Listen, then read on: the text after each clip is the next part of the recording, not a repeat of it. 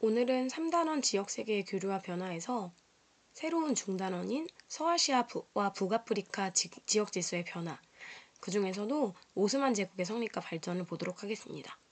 114쪽부터 117쪽을 펴면 되고요. 오스만 제국은 오늘날의 튀르키예를 말하기 때문에 오늘날의 세계사와도 연결되는 측면이 있으니까 잘 따라오기 바랍니다. 오스만 제국이 나타나기 전에 이슬람 세계가 굉장히 다원화되게 됩니다. 오스만 제국이 나타나기 전 셀주크 튀르크 민족이 먼저 이 지역을 차지하여서 그 활동을 하게 되는데요. 9세기 이후에 이슬람의 아바스 왕조가 약화되면서 아바스 왕조의 용병으로 활약하던, 그러니까 아바스 왕조가 고용한 병사들을 용병이라고 합니다. 용병으로 활약하던 셀주크 튀르크가 성장하게 됩니다. 이런 셀주크 튀르크는 11세기경에 바그다드를 점령하게 되고 결국 아바스 왕조로부터 정치적 지배자를 뜻하는 술탄 칭호를 부여받아 이슬람 세계의 새로운 지배자가 됩니다.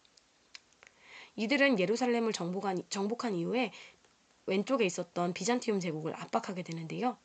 이로 인해 교황이 적극적으로 권장한 십자군 전쟁이 발발하게 되고 십자군 전쟁의 장기화로 인해서 셀주크 튀르크는 결국 약화되게 됩니다. 14세기 후반에는 몽골의 칭기즈칸의 후예를 자처하면서 몽골 제국을 다시 건립하겠다. 그걸 재건이라고 해요. 재건을 내걸고 티무르 왕조를 건립하게 됩니다. 티무르 왕조는 중앙아시아부터 서아시아의 대제국을 건설했고 티무르 왕조의 수도였던 사마르칸트는 동서무역의 중심지로 이름을 높입니다. 하지만 티무르 왕조는 티무르 사후에 쇠퇴하게 되고 결국 16세기 초 이민족에 의해서 멸망하게 됩니다. 주황색이 셀주크 튀르크의 최대 영역이고 초록색이 티무르 왕조의 최대 영역이라고 나와 있네요. 이제 본격적으로 오스만 제국의 성립과 발전에 대해서 배워보도록 하겠습니다. 오스만 제국은 13세기 후반에 셀주크 튀르크가 약화되면서 튀르크계의 한 관리였던 오스만족이 소아시아, 오늘날의 터키, 튀르키예 지역이 있는 지역이라고 볼 수 있어요. 소아시아 지역에서 오스만 제국을 건설하게 됩니다. 오스만 제국은 소아시아 왼쪽에 있는 그리스나 이쪽 지방이 있는 지역을 발칸반도라고 하거든요. 그 지역 대부분을 지배하고 술탄의 칭호를 사용하게 됩니다. 메흐메트 2세는 비잔티움 제국을 멸망시키고 오늘날의 이스탄불, 즉 콘스탄티노폴리스를 수도로 삼게 되는데요. 이것이 바로 동로마 제국이 멸망했던 1453년의 일입니다. 이후 시리아와 이집트를 정복해서 아시아, 유럽, 아프리카에 걸친 대제국을 건설하게 됩니다. 결국 오스만 제국은 정치적 통치자라 불리는 술탄과 종교적 지배자를 말하는 칼리프, 이 두 가지를 모두 다 갖춘 나라로 발전하게 되는데요. 한 그 왕이 술탄과 칼리프를 겸하는 이 제도를 술탄 칼리프 제도라고 합니다. 오스만 제국의 전성기는 술레이만 1사 때였는데요. 술레이만 1세는 유럽에 있는 헝가리를 정복하고 오스트리아의 수도 빈을 공격하게 됩니다. 이에 따라 유럽의 연합 함대를 격파해서 지중해 해상권을 장악하게 되고요. 법전을 편찬해서 사회를 좀 발전시켰고 오스만 제국의 정부 조직과 행정제도 또한 정비하게 됩니다. 오스만 제국의 사회에 대해서 배워보도록 하겠습니다. 오스만 제국의 사회 중에 빼놓지 못하는 게 바로 예니체리인데요.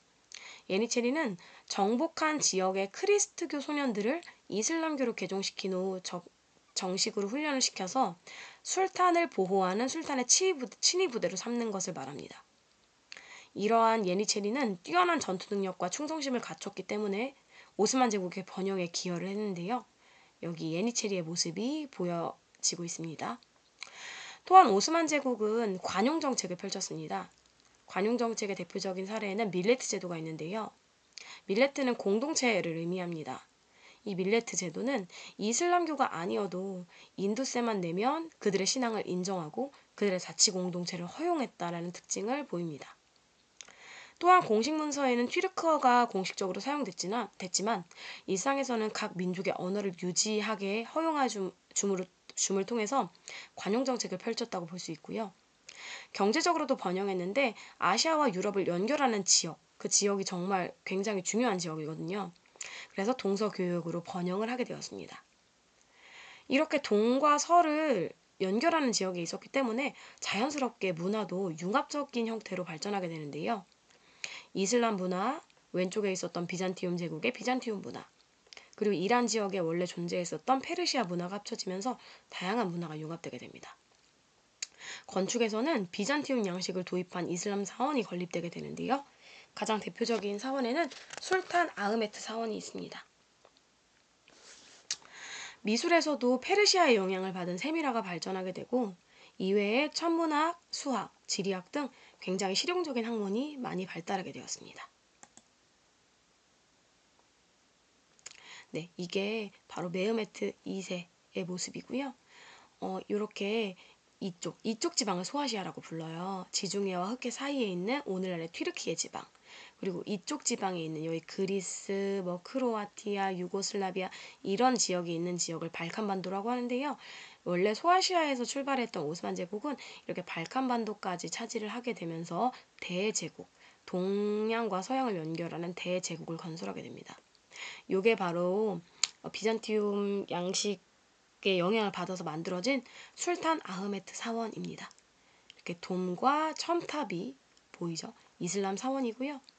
그리고 오스만 제국에서는 술을 엄격하게 금하는 이슬람 교리로 인해서 커피가 인기를 끌었다고 해요. 그래서 곳곳에 커피를 마시는 장소인 카웨가 만들어졌다고 합니다. 그리고 경제가 번영했기 때문에 바자르라는 이런 그 시장 형태가 만들어지게 되는데요.